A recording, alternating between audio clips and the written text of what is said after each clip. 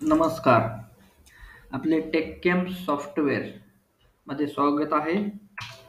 टेककेम्स billing software जी आपली firm आहे, गेले 10 वर्ष हॉटेल आणि बिअर बार या व्यवसायाकरता सॉफ्टवेअर प्रोव्हाईड करत आहे. तर ही आहे आपली सॉफ्टवेअरची लॉगिन विंडो. याच्यामध्ये मल्टी युजर लॉगिंग आहे. जसं की ओनरला वेगळं, युजरला वेगळं, त्यानंतर तुमचं मॅनेजर असतील त्यासाठी तुम्हाला लॉगिन वेगळं करता येते. याच्यामध्ये ते रिसेट सेशन आहे आणि लॉग इन. जसेही आपण सॉफ्टवेअरमध्ये लॉग इन करू, आपली जी फर्स्ट विंडो आहे, ते पहिला जो आपला फॉर्म आहे तो हा ओपन होतो. याच्यामध्ये तुमचे बघायला येतं की राईट साईडला तुमचे जेवढे टेबल आहेत हे पूर्ण डायनॅमिक लोड होते. जसं की तुमचं नॉन एसी असेल, होलसेल असेल, पार्सल असेल, एसी असेल.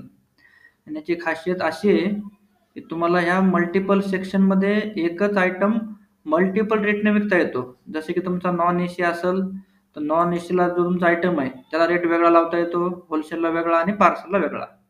जसे की आता आपण एक नॉन एसी टेबल लावूया, टेबल नंबर 2. तर टेबल नंबर 2 ला मला जो बी आयटम ऍड करायचा आहे तर तो मल्टी सर्च आहे.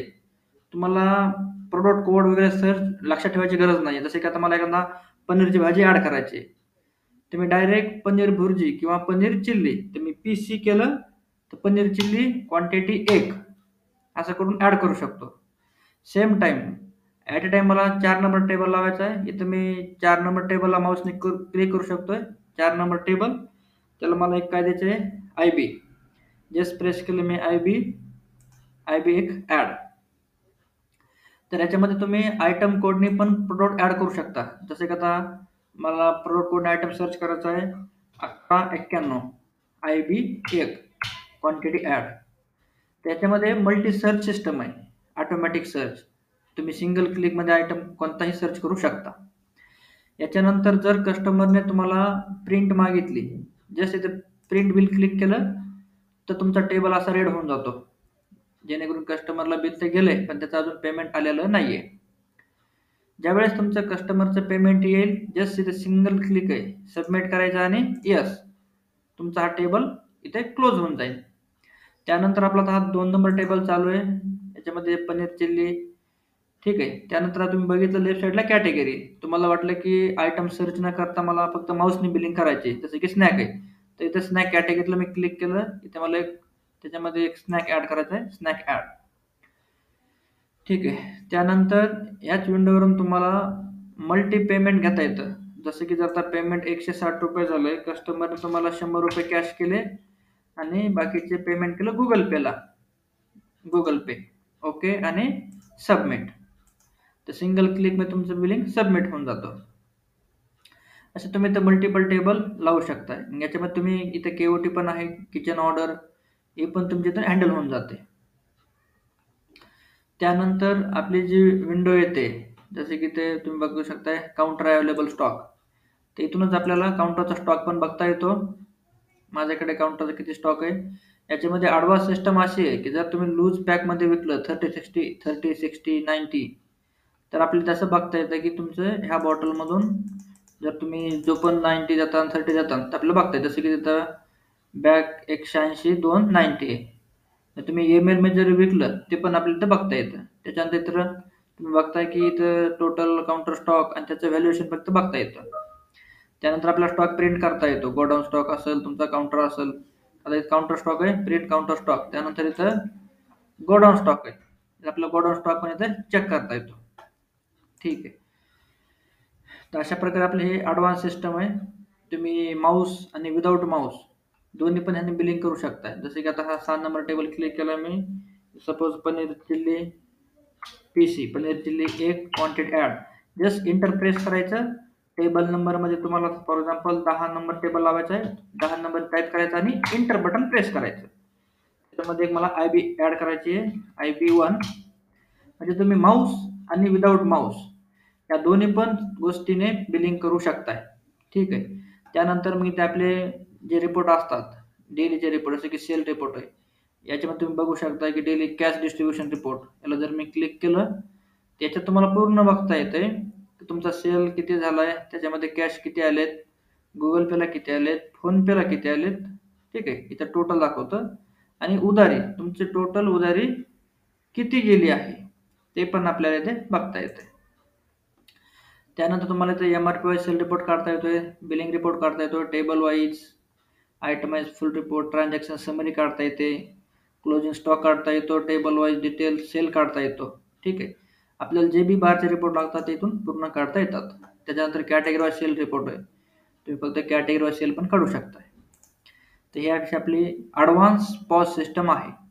आता याच्यामध्ये अजून सिस्टम काय आहे की तुम्ही जर तुम्हाला अजून हे ॲडव्हान्स सिस्टमपेक्षा दुसऱ्या वेने बिलिंग करायची, जसं की आपल्या ह्याच्यामध्ये मल्टी मोड बिलिंग सिस्टम आहे. आता तुम्हाला तो पण एक व्ह्यू दाखवतो. चेंज पॉज मोड, याच्यामध्ये मी 1 करतो. ओके. ज्यावेळेस मी सेटिंग अपडेट करतोय तर आपल्याला लॉग आउट करून डबल लॉग इन करणं गरजेचं आहे. आता हा आपला लॉग इन होतोय सिम्पल व्ह्यू. हे बघा, त्याच्यामध्ये पहिले काय होणार, पूर्ण टेबल लोड होणार. जे आपण टेबल मगाशी ॲड केलं 6 नंबर आणि 10 नंबर, जसं की मी क्लिक करेल 6 नंबरला, तिथे ॲड होणार. तुम्हाला इथं जो पण आयटम द्यायचा आहे तुम्ही इथे क्लिक करू शकता. सपोज एक ब्लॅक बिव्हरेज, ठीक आहे. IMFL मध्ये एक अँटिक्विटी, त्यानंतर एक स्टार्टरमध्ये बॉईल एग, आणि इथून तुम्ही मग कॅटेगरी प्लस प्लस करू शकताय. हा आपला आहे सिम्पल मोड. त्याच्यानंतर इथं तुम्ही सर्च पण करू शकता. PC just press enter. त्याच्यानंतर इथं टेबल्सला क्लिक केलं तुम्ही बॅक येऊ शकता. टेबल 12 नंबर, एक पनीर चिल्ली, प्रिंट बिल केलं की तुमचा तिथं टेबल रेड झाला. म्हणजे आपल्याकडं हा पण व्ह्यू आहे. याला मल्टी व्ह्यू पॉज सिस्टम म्हणतात. तर सध्या ही सिस्टम आपली ॲडव्हान्स आहे. तर आता मी डबल लॉग इन करतोय आपल्या जो ॲडव्हान्स व्ह्यू आहे, ॲडव्हान्स व्ह्यूने लॉग इन करूया.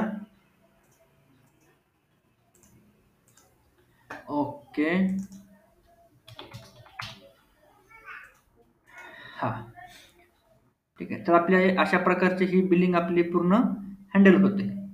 आता दुसरी गोष्ट येते की आपली एक साईज किंवा पर्चेसिंग, ज्याला आपण पर्चेसिंग म्हणू शकतो. ठीक आहे. याच्यामध्ये आपल्या इथं एक साईज एक मॉड्यूल आहे. याच्यामध्ये तुम्ही डायरेक्टली टीपी कॉपी करू शकता एक साईजवरून. तर आपण तो पण आता एक लाईव्ह डेमो बघूया की आपण डायरेक्ट एक साईजवरून टीपी कशी कॉपी करू शकतो. तर त्यासाठी आपल्याला ते जे काही हे असेल, कस्टमरचा जो एक्साईजचा लॉग इन ID आहे तो ID इथे आपल्याला टाकायचा आहे. आणि तो ID आणि पासवर्ड एक ACMचा जो बी तुम्हाला भेटलेला असेल ACM कडून, एक्साईज डिपार्टमेंट कडून, तो इथे आपल्याला ॲड करायचा आहे. एक डेमोसाठी इथे एक मी कस्टमरचा एक डेमो व्हर्जन ॲड करतो. त्याचा इथे पासवर्ड,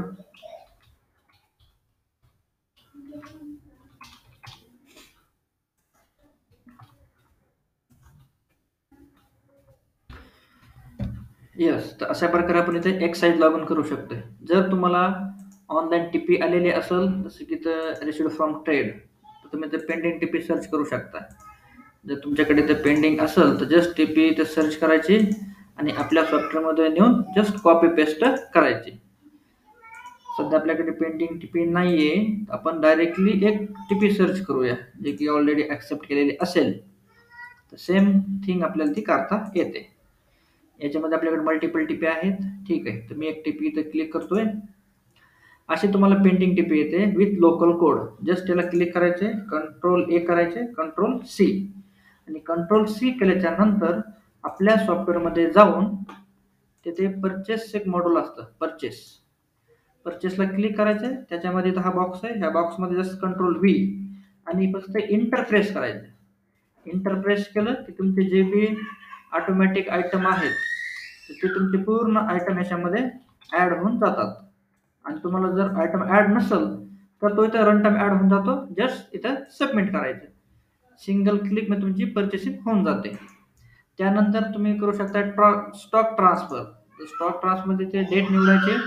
त्यानंतर तो स्टॉक कोणी घेतला त्याचे इथे नेम ॲड करायचे. फॉर एक्झाम्पल मी ॲड करतोय काउंटर नंबर 1.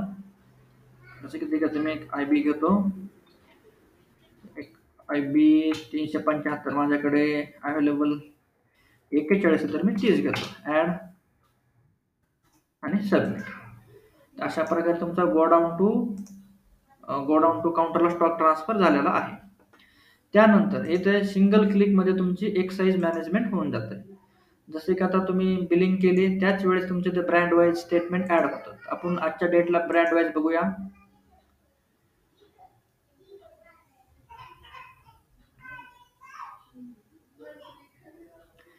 त्याच्यामध्ये तुम्ही मल्टिपल डेटचे जे ब्रँड वाईज आहे फ्रॉम डेट आणि टू डेट याच्यामध्ये काढू शकता. हे बघा तुमच्या ते ब्रँड वाईजचा रिपोर्ट लोड झालेला आहे.